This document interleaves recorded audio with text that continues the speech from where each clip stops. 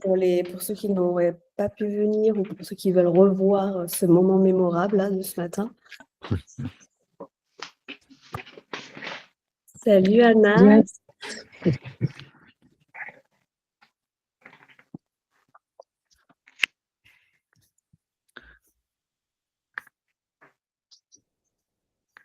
Encore quelques secondes, le temps de prendre soit un petit café, un petit quelque chose. Et puis, je vous propose de démarrer. Il est 11h02. Bon, on a tous d'autres choses, je pense, à préparer. Ça vous va si on démarre? On fait un petit rappel, Mélissa, la session juste est enregistrée. Au cas où, si c'est des personnes que ça dérange, n'hésitez pas à réagir, soit avec le micro, soit par chat. Et on en discute, mais voilà, pour rappel, la session est enregistrée, vous pourrez la reparcourir après.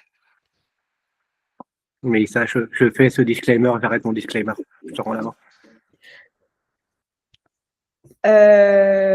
Ouais, bah écoute, on va se lancer. Je pense que je propose, on était en train de discuter juste avant que tout le monde se connecte sur comment est-ce qu'on pourrait démarrer cette session. Je ne sais pas si on a trouvé, si on s'est arrêté sur une idée au final. Mais s'il y en a un parmi vous d'ailleurs, hein, je parle plutôt de l'équipe qui voulait se lancer rapidement sur un icebreaker, histoire de faire un peu plus connaissance, même malgré la distance. C'est le moment. Tout à l'heure, Yoann, il avait une idée que je trouvais sympa. C'est quoi le pire mot qu'on pourrait utiliser pour penser à la période de Noël? C'est pas ce que tu disais tout à l'heure, Yoann, je crois, non? Ouais, ou le truc qu'on veut absolument pas vous souhaiter. Le truc qu'on n'a pas envie qu'on nous souhaite. Ouais, quelque chose qu'on veut absolument pas vivre, ou un truc, on va le faire à l'envers.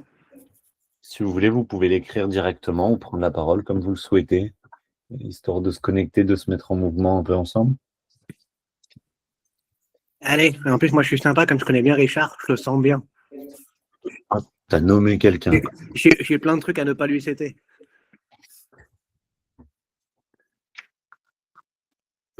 Me casser quelque chose, nous dit Capucine.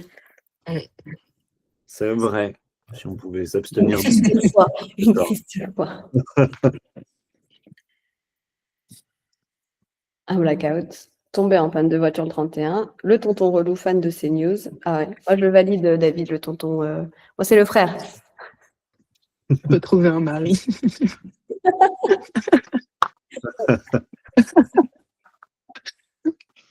Merci, Sarah.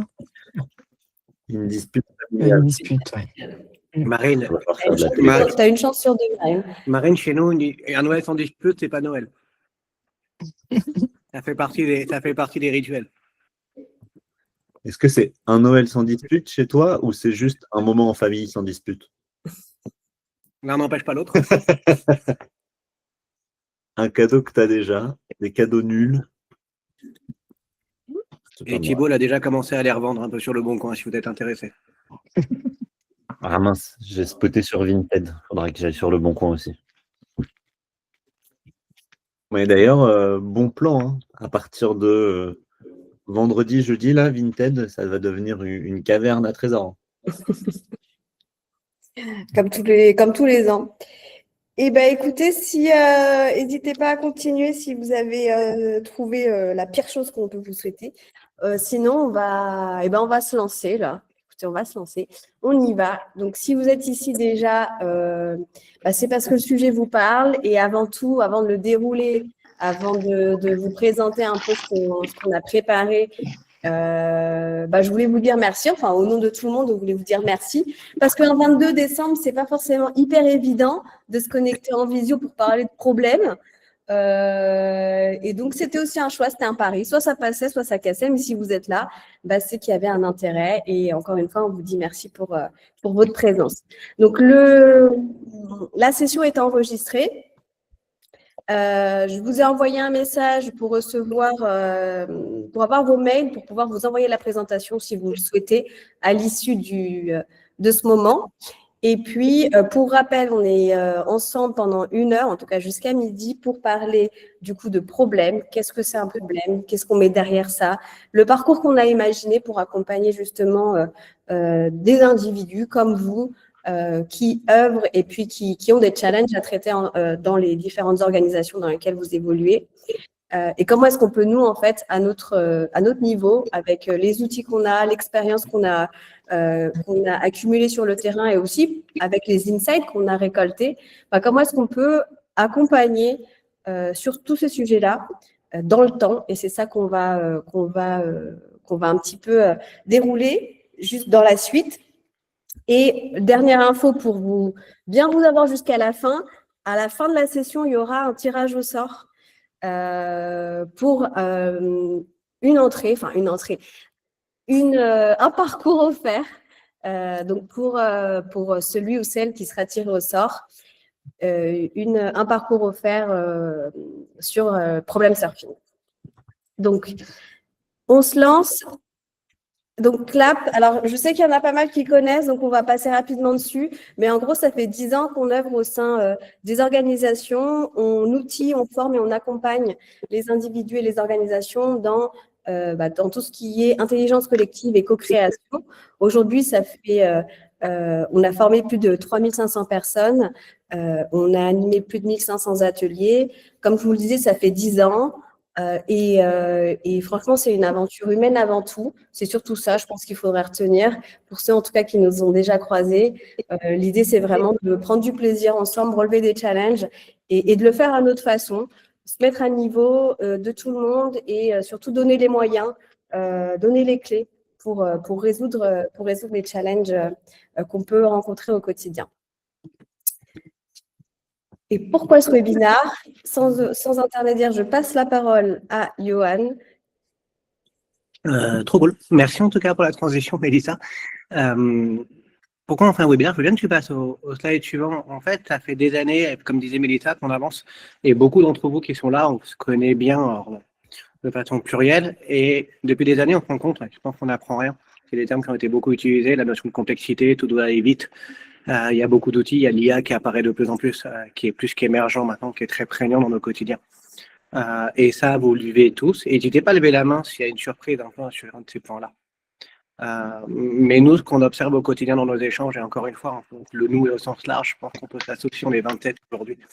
La notion de pression au moment de la décision, la notion d'automatisation sans discernement, mais on pourrait dire aussi sans intention.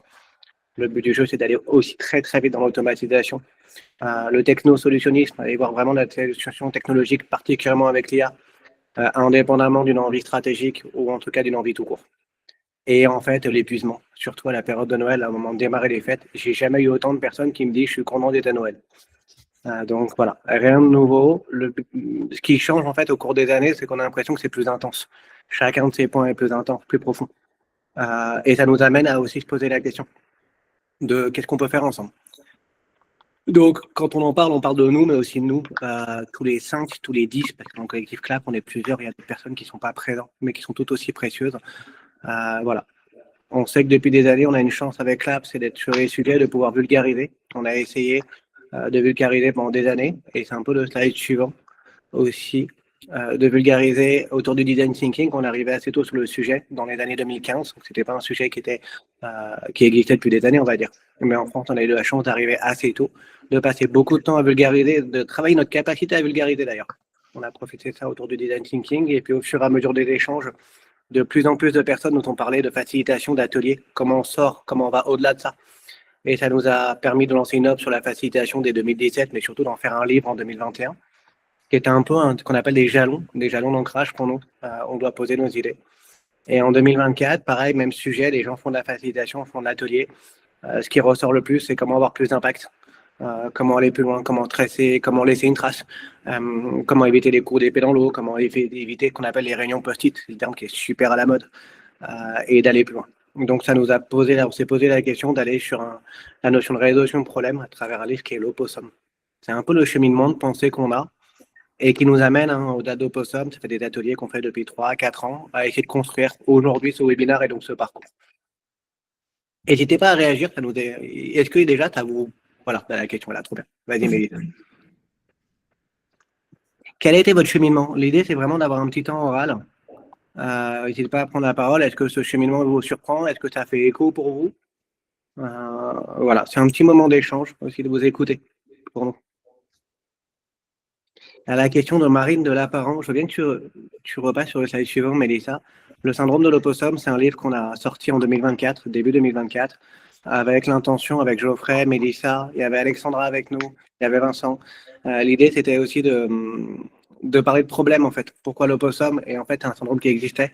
L'opossum, en fait, quand il y a des problèmes qui arrivent, il a tendance à faire le mort face au danger. Et c'est un peu une stratégie par défaut qu'on a au quotidien. Face à la résolution de problème, c'est d'attendre que ça passe. De temps en temps, ça marche. Assez régulièrement, ça marche un peu moins. Donc le but du jeu, c'est d'avoir une panoplie de stratégies un peu diversifiées et de ne pas toujours faire le mort.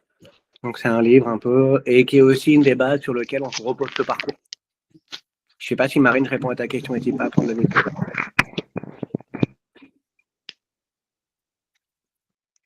En l'absence de réponse. Je pars du principe qu'on n'est pas trop mauvais sur la réponse. C'est ça. Ah, Marine, je crois que ton micro est coupé. Oui, Ah, oui. voilà. Oui, c'est clair, pardon, c'est parce que je ne connaissais pas ce. Enfin, je suis désolée, je ne connaissais pas votre livre, donc je ne savais pas ce que ça recouvrait. Et donc n'hésitez pas si vous avez des questions. Après, il se trouve, comme c'est vos éditions Erol, il se trouve un peu chez toutes les bonnes crèmeries, des plus connues aux moins connues.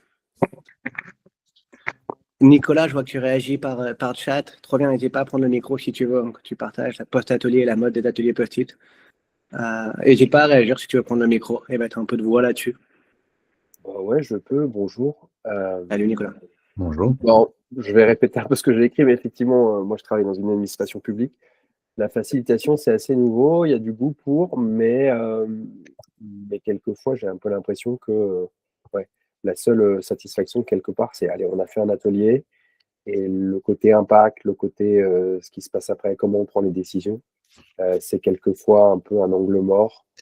Donc voilà, donc c'est ce qui m'a amené un peu aussi à venir vous écouter, participer aujourd'hui. Et David veut réagir ensuite. Merci Nicolas. Ouais. Je rebondis sur ce qu'a dit Nicolas. Moi, ça fait quelques années aussi que je fais de la facilitation et du coaching dans les organisations. Et ce que je vois effectivement de ce que tu décrivais tout à l'heure, Johan, c'est que, je sais pas, ceux qui d'entre vous sont des coachs connaissent certainement le cadran de Hoffman. Grosso modo, c'est le moment où on tombe dans notre piège. Et ce que je remarque effectivement, on fait des ateliers, mais qu'avec l'accélération de tout, comme tu disais un petit peu, en fait, les organisations et nos fonctionnements tombent dans nos pièges, c'est-à-dire qu'au lieu d'aller plus loin vers la facilitation et vers ce qu'on voulait faire, on revient sur nos bases, c'est-à-dire la hiérarchie, l'agitation, plus que l'opossum, moi je vois beaucoup de l'agitation. On s'agite beaucoup plus qu'on ne crée, et effectivement, pour éviter de se poser des bonnes questions, parce qu'en fait, il y a de la peur, il y a plein de trucs comme ça qui mettent de la pression. Merci David pour le partage. On continue un petit peu, Mélissa, ça te dit? Allez. Pardon. Donc, je ne sais pas si Geoffrey ou Mélissa ou Audrey voulaient reprendre la main, mais en tout cas, il y avait la partie d'avant. En tout cas, on voulait vous remercier sur Meetup d'avoir rempli un petit formulaire. C'était aussi l'occasion de vous questionner avant le webinaire. Donc, vous regardez à gauche ce qu'on a compris des attentes. Et sans surprise, beaucoup des outils et des méthodes. On en a besoin. L'idée, c'est d'avoir un grand tâche, d'avoir des bases sur lesquelles se poser, un peu théoriser, mais aussi savoir quoi après la facilitation. En fait, il y a beaucoup de gens qu'on côtoie, qu'on a côtoyé dans des ateliers, qui ont fait beaucoup d'ateliers, et d'autres nouveaux qui sont là. C'est quoi la suite? Comment avoir plus d'impact, choisir le bon outil, et quoi la suite tout court? Une fois qu'on a cranté ça. Et après, et je remercie beaucoup Audrey, Mélissa, Geoffrey, tout ça pour la mise en forme. Ce qu'on voit, c'est que vous trouvez des petites beaux verbatim. Et ça nous amène à 3 intentions pour le webinaire. La première, c'était partager notre intention avec le parcours, voir un peu si ça fait écho pour vous. Et essayer à voir que vous repartiez avec quelque chose quand même. Ça veut dire recréer un référentiel commun autour du problème, qu'on parle un peu de la même chose, que vous repartiez avec ça et clarifier, répondre à vos questions. Et donc, 3 d'attention, on le redit, répondre à vos questions. On voulait que cet espace soit un espace d'échange. On est 29. L'idée, c'est de vous donner de la place aussi. Et que vous repartiez quand même avec des trucs dans les cartons, c'est Noël, à défaut de disputes familiales. Comment mieux les gérer ou comment mieux les provoquer, c'est l'opportunité. Ça vous va un petit peu avant d'aller plus loin? Est-ce que vous avez d'autres intentions que vous voulez à travers ce moment? Ouais, c'est le moment de les partager si vous voulez compléter à l'oral ou dans le chat d'autres attentes. Oui, alors, moi, en plus, je suis désolée, j'avais raté le questionnaire. Mais en fait, je suis venue, j'aime bien, j'ai trouvé ça super comme nom de réunion. Parce que à la fois effectivement en atelier avec des clients en tant que consultante, et moi sinon je fais aussi de la formation sur du marketing avec des étudiants, et apprendre à poser une bonne problématique, en fait c'est, moi je reviens, quel que soit le cours finalement, je reviens toujours à ça, avant qu'ils puissent bosser sur n'importe leur sujet, parce que finalement si on pose mal le problème derrière, on va résoudre, je sais pas la bonne chose peut-être, ou mal, etc. Et ben finalement, c'est pas facile d'être sûr qu'on a posé le bon problème. Voilà. Et donc, ça m'intéresse ou d'être sûr qu'on a posé. Voilà, comment est-ce qu'on peut être très exigeant sur ce moment-là et se le challenger, enfin voilà, et en faire un moment, comment dire, clé dans un projet. Enfin, voilà, c'était un peu ça, moi, que j'avais envie sur lequel j'avais. Et c'est cool parce que ce que tu partages, ça montre que, en fait, on peut même aller un cran plus loin. Il y a pire que de résoudre le mauvais problème, c'est de pas s'en rendre compte. Donc, si je pose mal le problème, que je résous ce truc, et qu'à la fin, je remets pas en question ma capacité à bien avoir identifié le postulat de départ, bah, du coup, je vais continuer à creuser sur des trucs qui sont pas bons. Et là, à part déprimer et se dire que ça sert à rien, ça marche pas, c'est de la faute des autres ou peu importe, on va jamais trouver la porte de sortie. Donc, en effet, dans ce que tu partages, il y a cette notion de à quel point je suis prêt à remettre en question mes croyances ou mes certitudes sur tout ce que j'ai mis en place. Et ce qui est difficile, si je rebondis sur les mots que tu as choisis, c'est comment être sûr. Est-ce qu'un jour, on peut vraiment être sûr que c'est le bon problème ou non, à part en expérimentant? On verra. Mais en effet, ça pose question. Ça pose question et c'est très lié à la remarque qu'il y avait eu un peu avant, je crois que c'était David aussi, quand il parlait du rythme. En fait, on veut accélérer, on veut résoudre plus vite et c'est compliqué si on ne prend pas le temps de poser ce qu'on est en train de faire. Donc, merci pour le partage. Je pense qu'on va aborder un peu tout ça aussi dans la suite, rapidement. Il y avait une question aussi d'Emmanuel.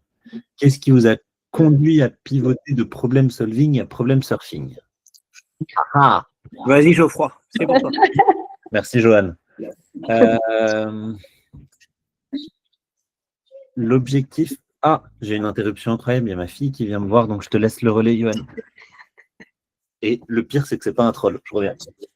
Pourquoi on a pivoté? Parce qu'en fait, donc si je reprends la question exactement, problem solving à problem surfing, la première chose, c'est qu'il y a beaucoup de problèmes qu'on va chercher à résoudre, on peut l'avoir, et c'est ce qu'on va voir par la suite de temps en temps. En fait, résoudre le problème absolument, c'est pas la bonne solution. Il y a des fois, il y a besoin de retrouver de la clarté, il y a besoin de reprendre conscience de soi. Donc la première chose, c'est comment on rentre dans le problème. La deuxième, à résoudre des problèmes qui n'existent pas, c'est pas forcément une bonne approche. Est-ce qu'il y a vraiment un problème? Est-ce qu'il en a les bons contours? C'est de remonter d'un cran, en fait, dans la réflexion. Et en fait, on a été beaucoup biberonné, en tout cas moi particulièrement pendant des années, à me dire faut qu'on résolve des problèmes, faut qu'on apporte des solutions. Et souvent, en fait, on se rend compte, on verra ça dans les quelques slides qui suivent, ça peut être contre-productif. Et déjà, si on arrive à naviguer, donc on a pris la métaphore du surf, on aurait pu prendre d'autres sports comme l'escalade ou autre, on nous apprend d'abord à jongler avec l'environnement et avec les éléments avant de forcément les résoudre. Je trouve Donc, ça, voilà. Merci pour la réponse, parce que je trouvais ça très intéressant comme terme et il est très contre-intuitif. Moi, j'ai aussi été biberonné. Il faut trouver, on a un problème, on part du principe qu'il y a un problème. On part toujours du principe qu'il y a un problème et quand on l'analyse, comme l'a dit Marine juste avant, peut-être que parfois il n'y en a pas. Et se dire, prendre du recul pour vraiment voir le problème dans sa globalité. Et je trouve qu'il y a beaucoup de choses derrière ce terme problème surfing. Je trouve très intéressant. J'ai envie de rajouter une couche aussi à cette notion de... Enfin, la vague, on ne sait pas trop d'où elle vient, mais en tout cas, on est obligé soit de la subir, soit d'essayer de la maîtriser et de jouer avec pour arriver à trouver sa place autour. Et ça répond bien aussi aux notions de problème actuels. Et c'est un surfeur qui vous le dit. Hein. Exactement. Approuvé. Est-ce que quelqu'un d'autre veut rajouter un commentaire ou une une question. Sinon, je pense qu'on va trouver les éléments de réponse aussi sur compléter en tout cas déjà ce qui a été partagé sur la suite. Je rajoute un petit truc qui va avec, et si ça se trouve, Johan l'a dit pendant que j'étais avec Judy. Cette notion aussi de problème surfing rajoute le côté de il n'y a pas d'immobilisme. Mon problème, il évolue, il bouge dans le temps, il bouge en fonction de ce qui se passe. Et donc, considérer qu'à un moment donné, il y a un état et que cet état ne va pas bouger tant que je ne fais pas quelque chose, bah, c'est pas trop le cas. D'où le problème surfing qui est faire avec le mouvement de ce problème-là. Je ne l'avais pas dit. Bien joué. 10 points pour Gryffondor. Là, l'idée, c'est qu'on avait dit, quand on a construit le webinaire, c'était que vous repartiez quelque chose dans les cartons. On va repartir avec un peu de théorie et surtout à la question de c'est quoi un problème. C'est un terme qu'on utilise beaucoup. Pas qu'on va absolument s'accentuer là-dessus, mais on vous pose la question, c'est quoi pour vous? Et là, la réponse, elle peut être écrite au oral, libre à vous, c'est quoi un problème pour vous? On la fera en version assez courte, mais au moins c'est aligné derrière ce concept-là. Si quelqu'un veut se lancer, n'hésitez pas, il n'y a pas de piège. Que des mauvaises réponses. Ouais. Et tentez pas la télépathie, on n'y arrive pas encore. On bosse dessus, mais donc vraiment, n'hésitez pas à écrire ou prendre le micro, c'est OK.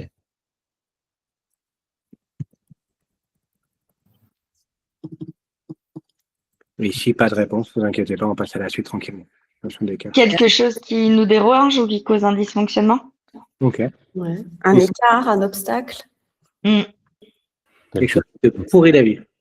On retrouve cette notion de frustration. Quelque chose qui se met sur le chemin de notre objectif. Ouais. La notion d'obstacle, plus ou moins prégnant. Ça peut être tellement de choses. Je crois que Nicolas, tu as une des réponses les plus complètes. Un inconnu. Une préoccupation, procrastination. Un élément inconnu.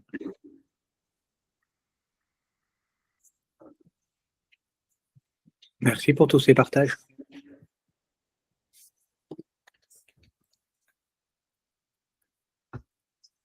Avant de démarrer, je ne sais pas si vous avez déjà connu cette histoire, ces graphes-là, si ça parle à quelqu'un. Ce qu'on appelle la grande accélération, ça parle à quelqu'un ou pas? Non. Et le concept qui est derrière, c'est ce qu'on appelle les polycrises. En gros, comparé aux années 80-2000, où on avait des crises financières, crises pétrolières, crises sociales à certains endroits. Là, en fait, ce qui caractérise notre époque, depuis 5 à 10 ans, c'est un enchevêtrement de plein de crises en même temps. Et donc, la difficulté de ce qu'on vit, c'est qu'en fait, quand on gère une, tu te fais percuter par les deux autres qui sont sur le côté, et tu as appel voilà.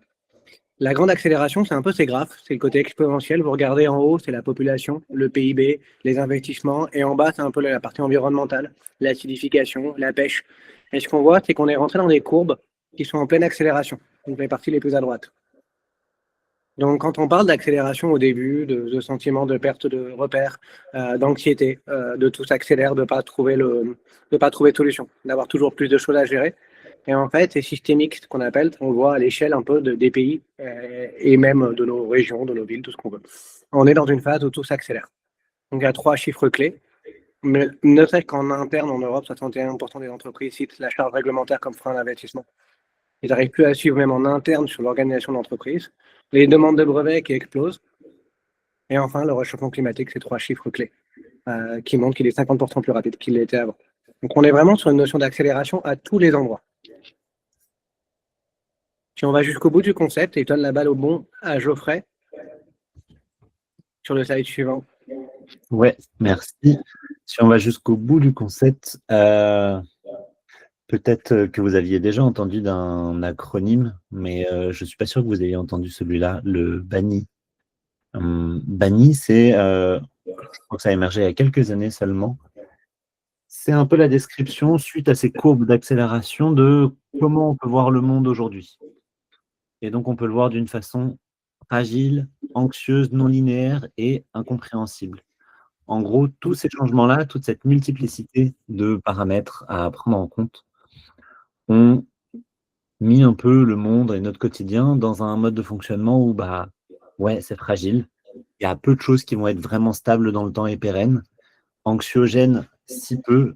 Moi, je me rappelle encore de ce qui s'est passé pendant le Covid-19 et du coup, ça m'a fait déménager 2 fois entre-temps pour avoir un extérieur et pas être bloqué chez moi avec mes filles.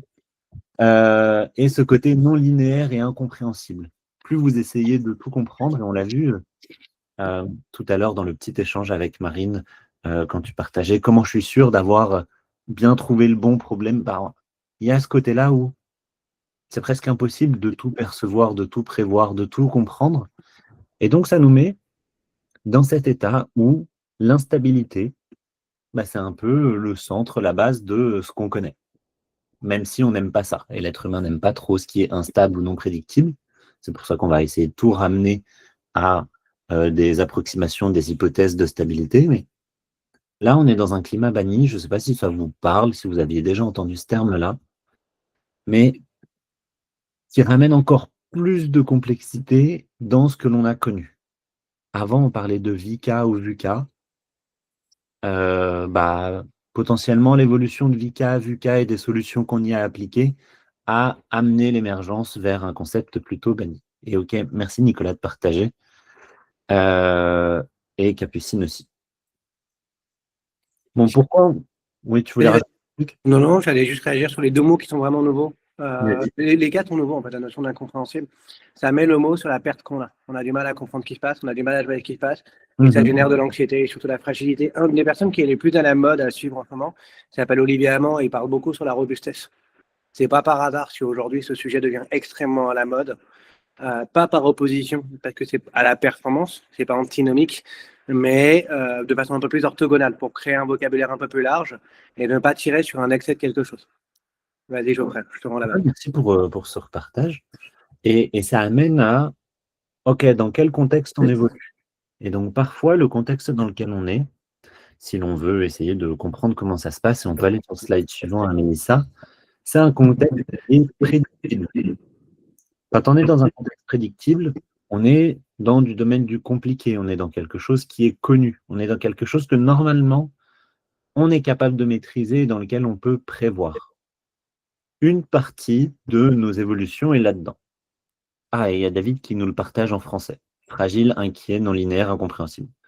Merci, je garde l'acronyme FINI aussi, comme ça il est bien enthousiaste et positif. Nous sommes dans un contexte fini. Et paradoxalement, c'est l'infini qui est derrière. Exactement. C'est le paradoxe de l'acronyme. Donc parfois, pardon, je reviens. On évolue dans un contexte qui est prédictible, et donc si je dis parfois on est dans un contexte comme ça, d'autres fois on va être dans un autre contexte qui lui va être, en opposition, non prédictible et ou incertain. Normalement on va le voir juste après sur la slide suivante. Le contexte non prédictible et ou incertain, c'est quelque chose qui, par opposition à compliqué, est plutôt complexe, voire chaotique, qui relève de l'imprévisible, dans lequel il y a des dépendances et des interdépendances un peu de partout et dans lequel il y a beaucoup d'inconnus. Juste le fait d'exposer ça, le fait de dire que parfois on est dans un domaine prédictible et parfois dans un domaine non prédictible, ça implique que notre façon de fonctionner, elle ne peut pas être la même tout le temps. Est-ce que ça vous parle, ces notions prédictibles, non prédictibles? Est-ce que vous vous y retrouvez, vous arrivez à visualiser des moments, des situations dans lesquelles vous êtes soit dans un cas, soit dans l'autre?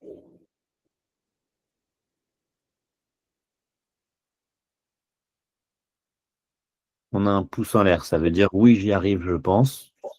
On en a un deuxième. Il y en a deux qui sont d'accord et qui arrivent à se projeter. Ok. On a même une trompette de la part de Thibaut. Génial.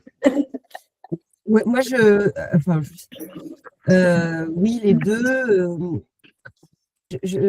Par rapport à cette idée de complexité, j'ai l'impression, moi par ailleurs, je suis formée à la démarche RSE aussi, et ce qui a changé du coup pas mal, c'est de travailler sur des écosystèmes plutôt que sur, par exemple, uniquement l'organisation, mais dans son écosystème. Et du coup, pourquoi je dis ça? Parce que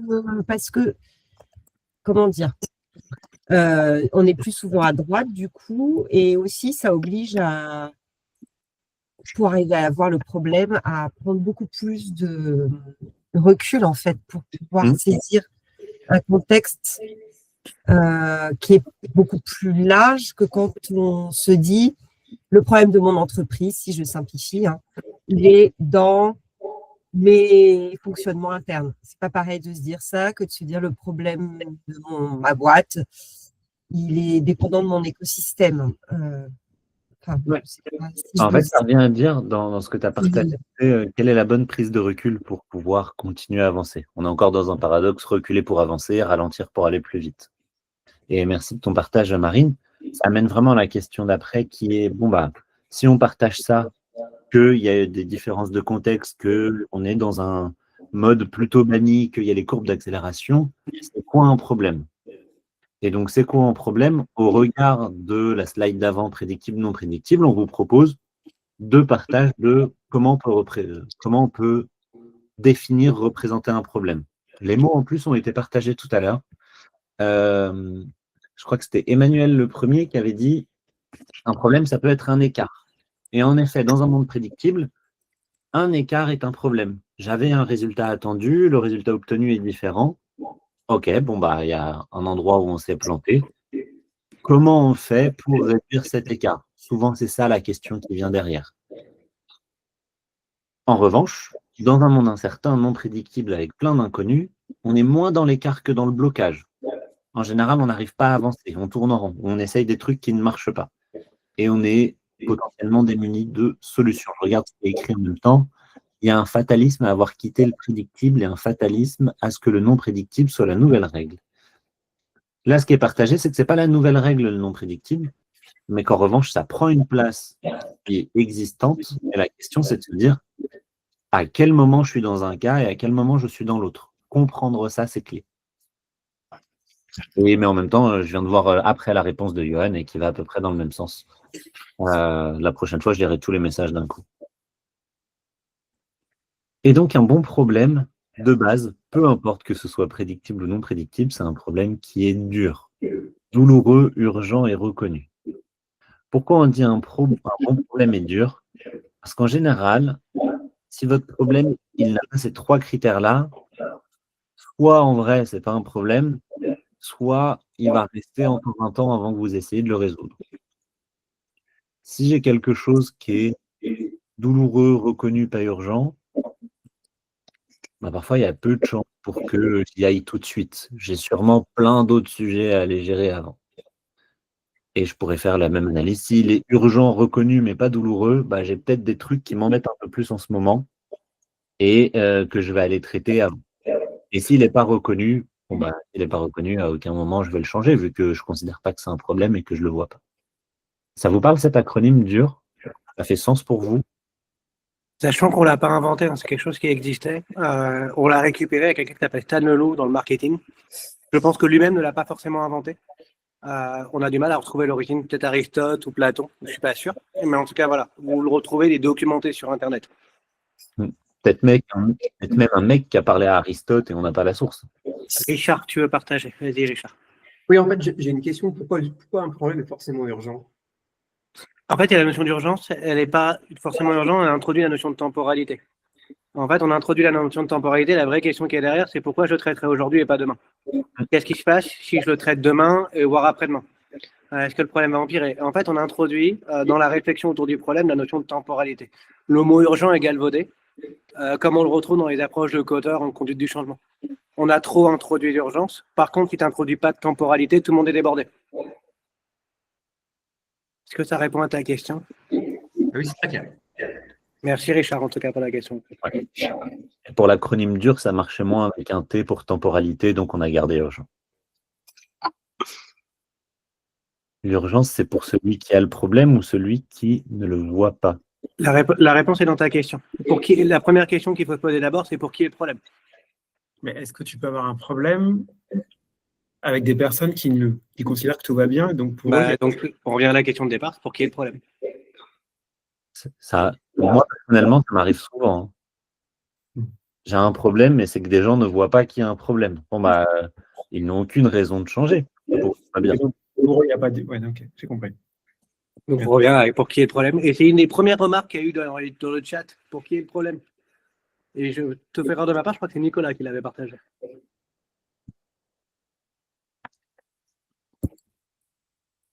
Vas-y, Geoffrey. Peut-être que ça parle à certains d'entre vous. Quelle approche pour quel environnement? Donc déjà, là, quand on aborde compliqué, complexe et chaotique, c'est tiré du modèle Cynefin ou Cynefin, je ne sais pas le prononcer, c'est du gallois. Ça vient de Snowden, mais pas le suédois, Snowden un gallois. Du gaélique pour les Bretons. Exactement. Et en fait, un des points premiers, c'est déjà d'identifier dans quel type de situation je suis. Compliqué, complexe ou chaotique. Et ça, il y a plein de littérature. En général, on le présente, on le travaille, on l'expérimente entre nous. Et donc, identifier quel est mon contexte. Et une fois que je suis là-dedans, quelle est l'approche qui est la plus adaptée? Si on est dans quelque chose de compliqué, on est plutôt dans une démarche d'écart. Et donc là, il va s'agir de mesurer l'écart, essayer de comprendre quelles sont les causes racines. Très utile pour quelque chose de compliqué, beaucoup moins utile dans du complexe et du chaotique, la notion de cause-racine, corriger, remesurer. L'exemple et l'illustration qu'on a choisi là, c'est un sudoku. Je fais des hypothèses, je teste, et puis après, au fur et à mesure, je regarde ce qui marche. Mais j'ai une vue à peu près complète parce que je suis dans un environnement qui est maîtrisé.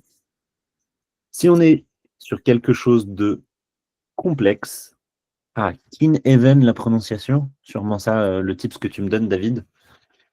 J'irai vérifier et du coup, peut-être que tu viens de résoudre un sujet pour moi, mais qui n'était pas un problème parce que je l'avais assumé tranquillou, c'est pour ça que je ne le changeais pas. Mais maintenant, je ne pourrais pas dire que je ne savais pas. Si on est dans du complexe, il faut prendre conscience qu'il y a des choses que je ne vois pas. C'est un peu comme si je faisais un puzzle, mais que je n'avais pas toutes les pièces et que je ne pouvais pas comprendre l'image du complexe.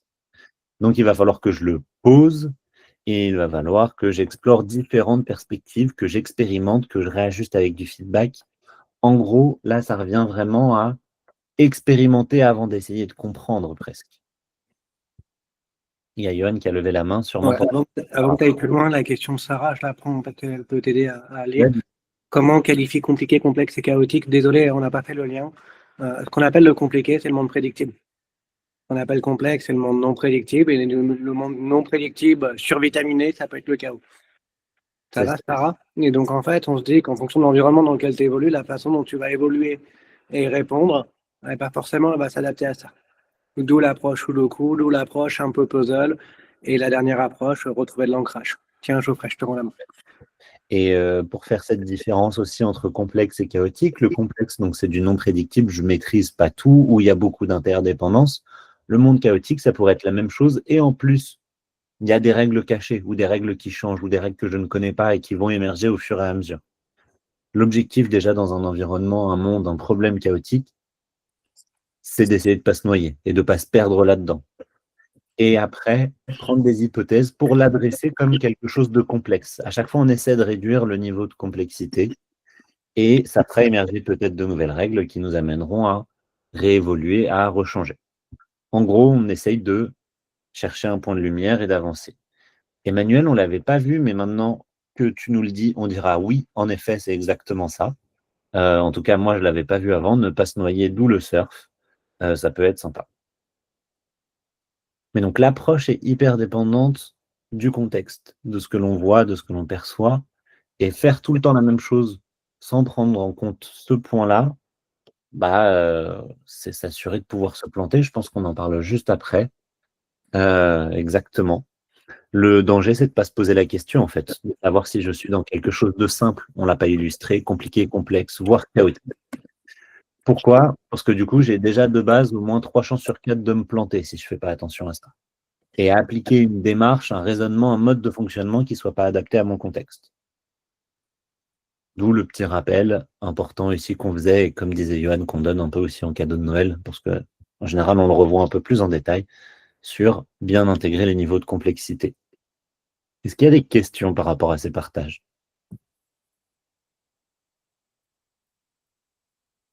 Est-ce que vous êtes toujours là et en vie? Oui, il y a des pouces qui se lèvent ou des applaudissements, ça veut dire qu'il y a encore des gens qui sont là. Parfait. Johan, je te propose que tu fasses la thèse. Il y a une question. Vous savez que l'on voit une transcription étrange en anglais de la conversation en bas d'écran. Alors, je ne sais pas quelle.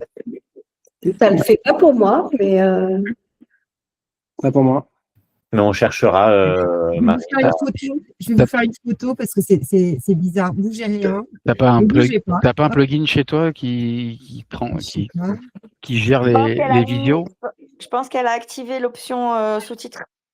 C'est pour Ah. ça. Peut-être.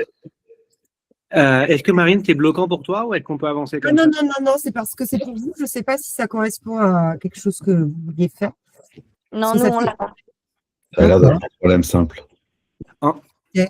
Dans tous les cas, Ça, ça peut être- en synthèse qu'on voulait partager, et en fait, c'est aussi faire le lien avec tout ce qu'on fait un peu chez CLA, parce que vous faites sûrement. La première étape, c'est prendre conscience d'un insight. Insight, c'est un mot qui est un peu barbare, qui est difficile à traduire, mais qui est tout ce tas de choses qu'on reçoit comme information. Ça peut prendre des formules très variées, mais en tout cas aussi, quand on a un problème, ça démarre par une sensation, une intuition, une réflexion. Donc, la première étape, et la deuxième étape, une fois qu'on a ça, c'est de l'appréhender, de verbaliser, de donner vie. C'est pour ça qu'on utilise des méthodos qui sont assez variés, qu'on peut retrouver partout, mais ça va être des approches narratives, ça va être la facilitation graphique, ça va être des approches de réflexivité. On va beaucoup travailler sur la notion d'esprit critique, de biais, tout ce qui donne vie au problème et qui permet de prendre conscience un peu de notre rôle, de tout ce qu'il y a autour. Une fois qu'on a fait ça, après, il y a une phase d'exploration, d'expérimentation. On va y avoir des approches dites individuelles, on va aller chercher du coaching, on va aller chercher de la thérapie, encore des approches d'approches narratives, de réflexivité, ou un peu collectives. Ça va être des approches design, c'est des outils d'intelligence collective, ça va être de l'atelier, ça peut être des approches systémiques, c'est la capacité à explorer, expérimenter. Et enfin, on voit aussi qu'on se rend compte avec le temps que c'est cool d'explorer, d'expérimenter, mais il faut être capable de le porter, il faut être capable de fédérer, il faut être capable d'incarner. Et donc là, on va aller chercher toutes les approches de type leadership, même si on était pas mal galvaudé, beaucoup abordé. L'idée, c'est vraiment ça aussi. C'est à partir d'un point de départ, comment je porte une envie, une intention, un challenge, un défi, à la résolution d'un problème, je fais des retours. La prise de parole, à nouveau la méditation, la gestion du stress, ce qu'on appelle le management situationnel pour ceux qui sont plus dans des environnements corporate ou avec gestion d'équipe. C'est comment j'arrive dans le temps à durer, d'une part, à faire durer, d'autre part, à essayer de résoudre et d'incarner et d'embarquer avec soi. Donc c'est un peu la carte un peu du parcours qu'on essaye de proposer en repositionnant un peu toutes les briques qu'on a amenées depuis des années et un peu essayer d'avoir une vision d'ensemble qui sera toujours non exhaustive, mais essayer de mieux situer certaines choses. Et donc au slide suivant, et c'est super important, c'est aussi notre intention, c'est mettre des mots, des images sur une situation permet souvent de la comprendre et d'y voir plus clair. Si c'est vraiment le cadeau de Noël, c'est celui-là. Et nous, c'est ce qui nous aide, c'est l'exercice le plus dur. Tant que c'est dans vos têtes, tant que c'est dans un imaginaire collectif entre des personnes et qu'il n'y a pas de mots, quel que soit le challenge, quelle que soit l'entreprise, quelle que soit la boîte, quel que soit le défi que vous allez faire, ça ne peut pas marcher. Chacun va avoir son interprétation, ça restera du flou. Donc toujours cet exercice, quand on fait de la résolution de problème, quand on fait tout ce qu'on veut, même du leadership, c'est de commencer à mettre des mots.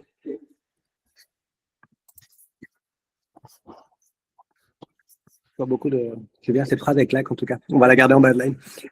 Donc, je propose de passer à la slide suivante.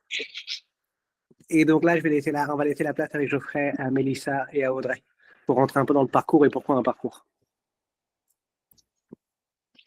Déjà, on a pensé à un parcours et on n'a volontairement pas pris le terme de formation. Parce qu'on a l'habitude d'en faire, pour être totalement honnête, on en fait beaucoup des formations, mais là on est vraiment sur quelque chose qui est mouvant, quelque chose où il y a un changement de posture en fait à avoir aussi, et puis sur des expérimentations au long cours finalement. Et donc le terme de parcours, il est plus approprié, et pour nous en tout cas, on croit vraiment que c'est dans la durée que ça se joue. Et l'intention derrière ce parcours, c'est vraiment d'être moins seul. J'entends un écho. Alors ouais. Est-ce que Marine, tu peux couper? Je crois que c'est Marine. Oui, Merci oui, beaucoup, oui. Marine. Désolé, je fais du name dropping, c'est pas le but. Mais voilà, merci beaucoup, Marine.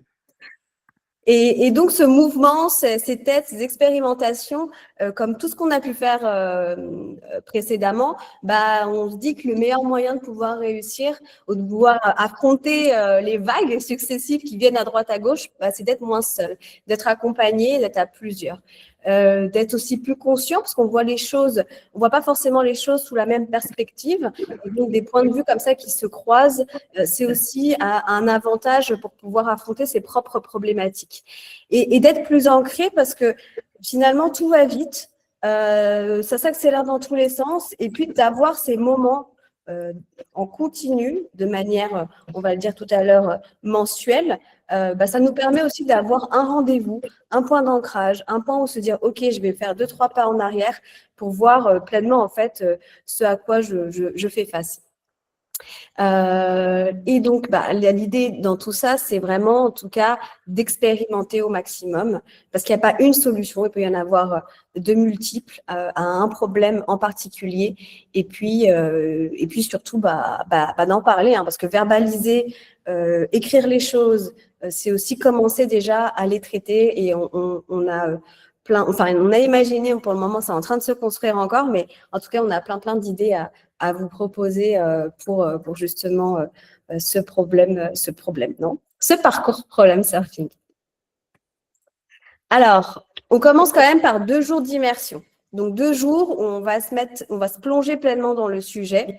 Un moment aussi pour faire le lien entre toutes les personnes qui intègrent le parcours, où on va voir les différents grands points, on va dire, qu'on va pouvoir utiliser pour la suite.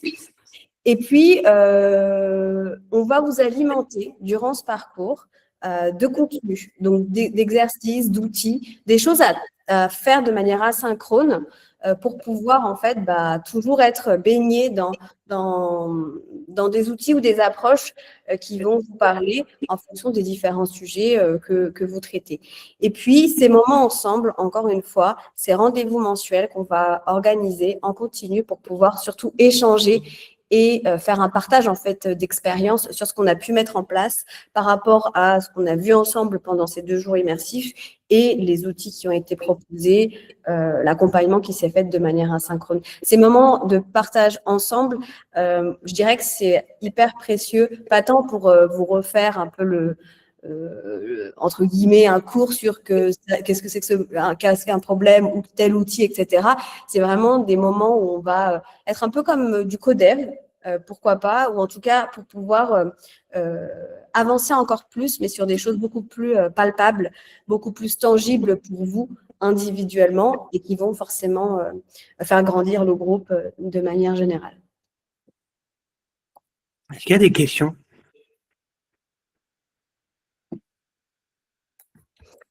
Mélissa, tu étais super claire, je crois. Ok, bon, Apparemment. Bravo, Est-ce qu'il y a Mélissa. des Donc, du temps coup, de change? la durée Est-ce qu'il y a totale, en fait, il y a 2 jours de formation qui se suivent, c'est ça? 2 jours de formation qui se suivent.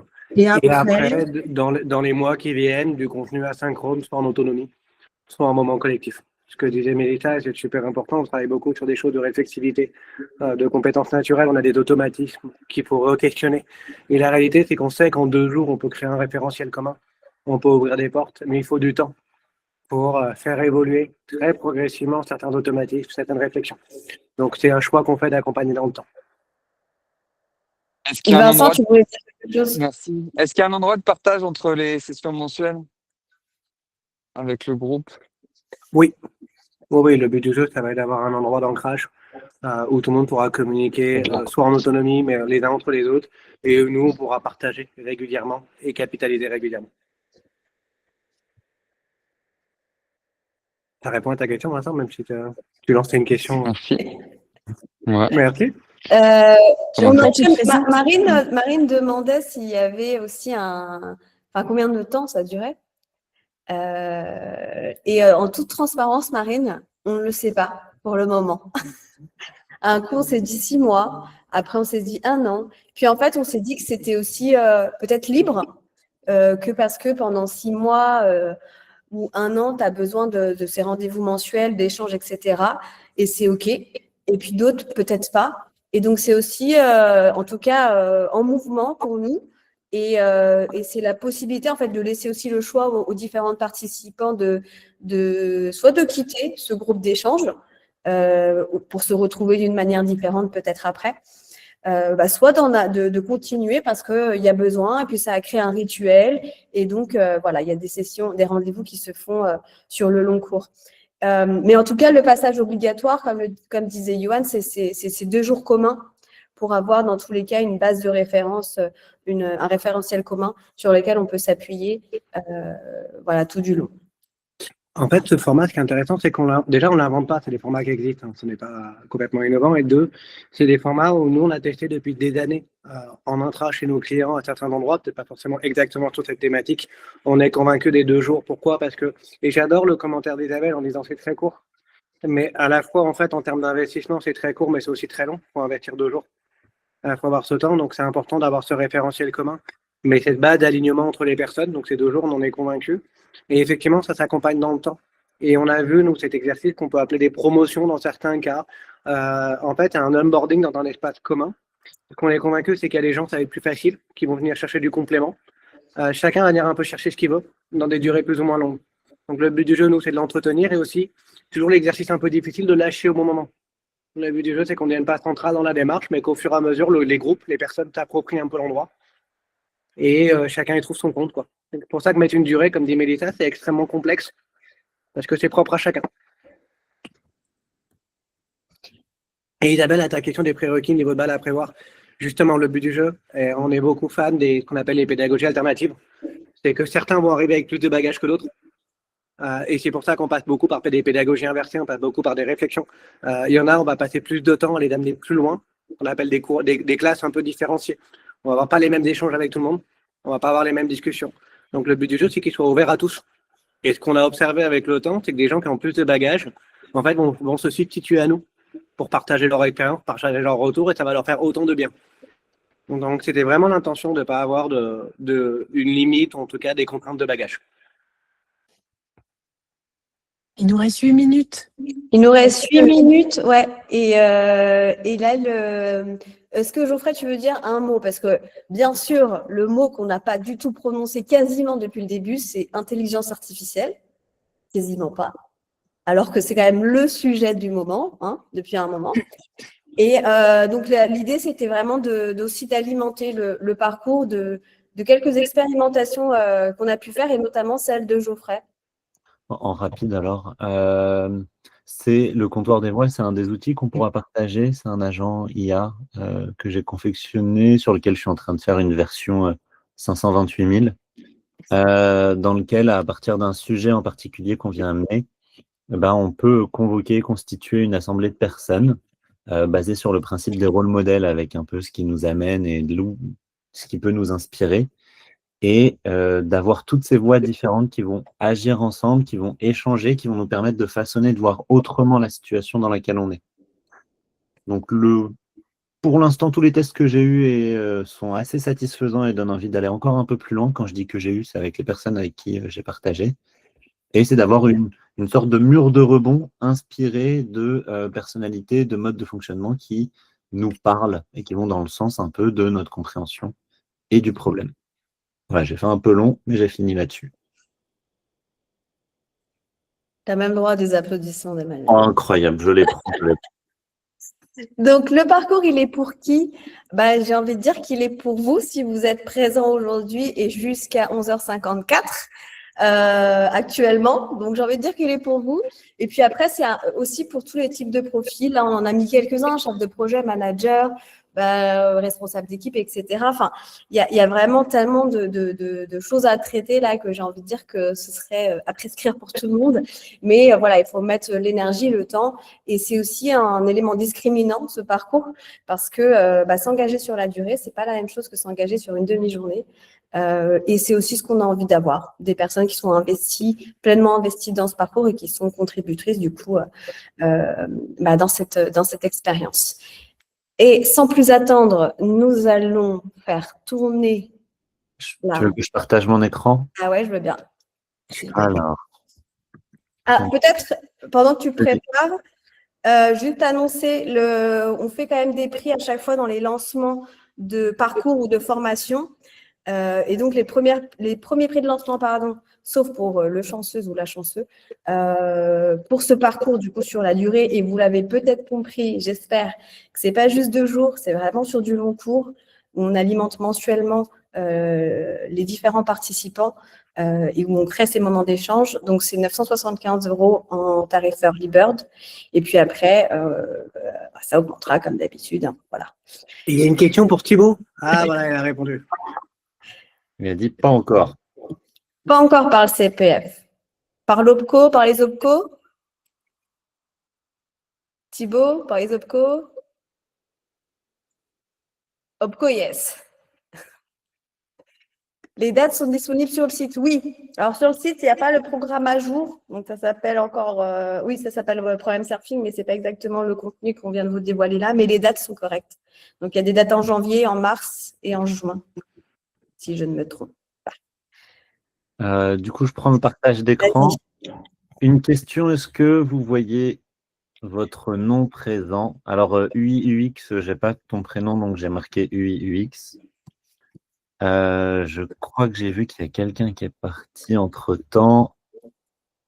Je vous laisse encore 10-15 secondes. Grégory, ok, on va changer. Tu peux garder l'UX8, mais on appellera Grégory. Hein. Non. Ça sera mon acte de générosité et de bonté pour aujourd'hui. Ok, donc s'il n'y a pas de remarques en mode il manque mon prénom, je vais lancer la roue. Avant de la lancer, je mélange plutôt que de le laisser par ordre alphabétique. Comme ça, on se dit pas, ah oui, mais ça tombe à chaque fois. Je n'en sais rien où ça tombe.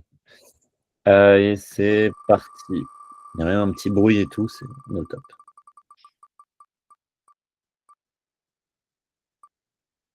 Aïe, aïe, aïe, tout si près, si loin. C'est Aurélie. Aurélie.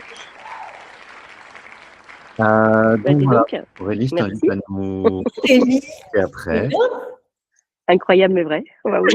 Aurélie, le retour. Ouais, c'est ça. Bon, bah, Bravo. Je te repasse la main, Mélissa, s'il y avait des trucs à partager ou sinon on clôture tranquillement. Non, j'avais juste les dates, mais je peux vous les donner là sans repartager. De toute façon, je vous ai renvoyé un petit message de rappel sur le chat avec le lien pour le questionnaire pour avoir vos emails parce que vous êtes inscrits sur Meetup, mais nous n'avons pas accès à ces données-là, vos emails. Donc, si vous la voulez, vous complétez le formulaire. Et pour les dates, juste préciser qu'effectivement, c'est le 12 et 13 janvier pour le premier, 16-17 mars et 15 et 16 juin.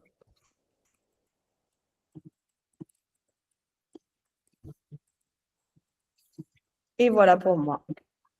Est-ce qu'il y a des questions, des partages ou d'autres choses que vous voudriez nous dire avant qu'on clôture pour aujourd'hui? Merci beaucoup. Juste ça. Ouais, moi j'avais une petite question, mais peut-être qu'elle est passée, elle est juste au-dessus de celle de Mélissa qui indique les dates. Tu peux la dire? Ah oui, du coup, est-ce Ouais. que le groupe s'agrandit? Je t'ai répondu par message. C'est le but de l'onboarding, en fait, c'est d'assurer qu'on ait un groupe de 6, 8, 10 personnes qui sont ensemble pour créer une appartenance commune. Mais bien, le but du jeu, c'est de rejoindre un pool après commun avec tout le monde. D'accord. ok.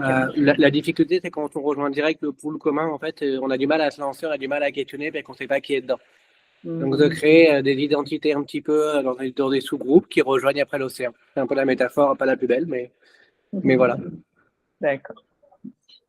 Ce qui amène à cette difficulté de voir cette notion de temporalité, parce que comme il y a des gens qui rejoignent en fonction de chacun, cette temporalité peut être différente. 59, moi j'ai 5 minutes de plus, en tout cas c'est le temps, je pense, Mélissa tu le dis, mais on est sur le temps, sur la fin. Ouais, on est sur la fin, donc un dernier mot de la fin, des échanges, et puis vous vous déconnectez au fur et à mesure, c'est comme vous le sentez. Merci en tout cas tout le monde, merci à tous.